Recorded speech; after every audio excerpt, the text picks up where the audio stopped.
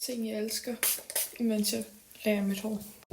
Jeg elsker jul. Jeg elsker min hund.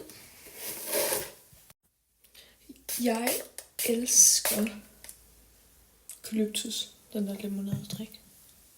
Jeg elsker mine venner, og især Pep, altså Celine. Jeg elsker at snakke med mine venner. Jeg elsker at drille min mor. Det er selvfølgelig for sjov, men stadig. Jeg elsker, når min dansklærer er syg. Jeg elsker, når vi har vikar, som ikke ved, hvad vi skal.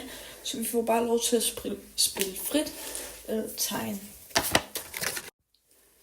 Jeg elsker madkundskab og billedkunst.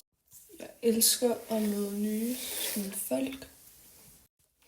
Jeg elsker Magnum-is. Jeg elsker de her bukser her. Jeg elsker, når man har fundet en sygt god håndcreme, som der bare tager en sygt hul. Jeg elsker lørdag, når man ikke skal lave noget.